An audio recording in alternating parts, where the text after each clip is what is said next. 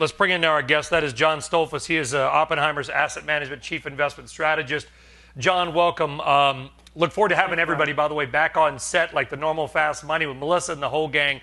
That day will come, by the way, I promise. But let's talk about right now. And you heard me mention the headlines from Jeff Gundlach. Do you believe that we will make a new low for the overall stock market next month? I don't believe we will. I think that we've likely put in the low, or we may put in the low.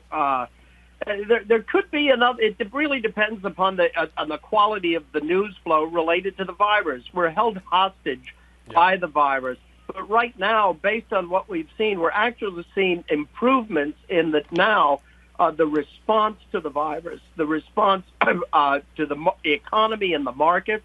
All of this is beginning to flow forward. Initially, it was the response was like the Three Stooges. For those who remember, it was like or Abbott and Costello, who's on first? A lot of mayhem.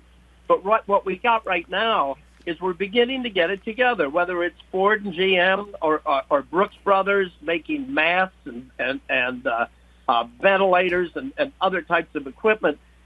We're beginning to come together. There's a moment here that appears like Rosie the Riveter. We're getting it together. The U.S. historically. John, listen. You can't see my house. I've got a picture of the Le Mans Ford versus Ferrari car. I've had that for years, by the way. And there's a scene in the movie where he says, we defeated Germany. We won the war by building these bomber planes. And we're putting the might of the private and public sector together. I get that. We're going to get through this. The United States will overcome it. Somebody will come up with a vaccine. J&J, Regeneron, somebody, or multiple vaccines will do it. So that's good. But let's step back to where we are right now, which is a lot of people who have sold their investments. We know that from the data. Hundreds of billions have gone into money market funds. Should that money be put back to work in the U.S. equity markets right now? And if so, where? Okay, we'd have to say this. First of all, anybody is putting money back into the market, they got to know themselves. So essentially, they have to right-size expectations, be realistic that whatever they buy could fluctuate significantly. They need to have they need to practice diversification. They need to look for babies that have gotten thrown out with the bathwater, those stocks that have good business premise, good management, that have the capability to travel in rough waters. And like who? Who is that, John? Who is that?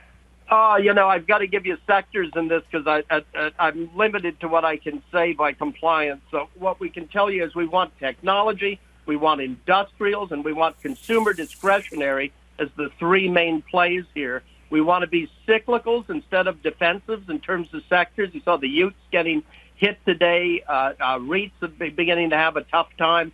They were very popular in an overbid of defensive, is what sectors we would say.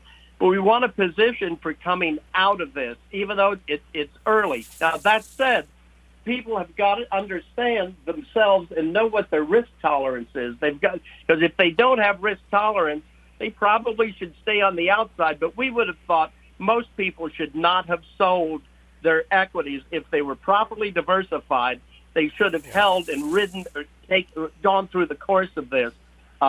When you hold on to what you have, the reality is usually in the upswing, when you come out of these things, when you pivot and you start moving upward, usually your gains that you have from the lows happen in a very, very short period of time. And if people were so worried that they sold out, the problem is when the market starts picking up, they're going to miss it to the upside.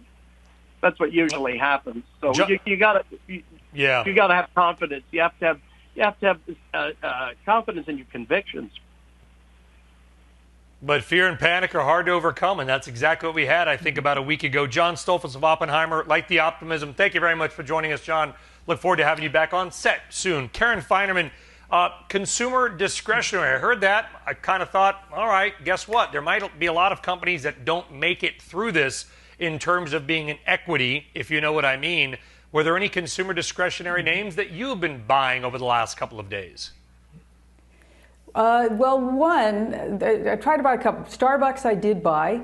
I think that they will come out of it. I mean, we have their roadmap from seeing what happened in China and how they're coming out of it there. And so I think that's one that I don't think we're going to get another chance. Maybe we will. I don't know. If we do get another chance to buy it in the 50s, I will buy it in the 50s. I'd probably buy it a little higher as well. So that's one. Home Depot is one that I missed, but I think we might get another chance there. But I know that I am not going to be able to pick the bottom. So I'll buy even if it's not, if it's not at the lowest price ever. Once you see that lowest price, you feel like, oh, I'm going to wait for it to get back there again. Sometimes it never gets back there. So even right here, I still like a Starbucks. So that's one. And there's only I mean, Target is sort of consumer discretionary, but sort of also, a grocery play. And that's another one that I like.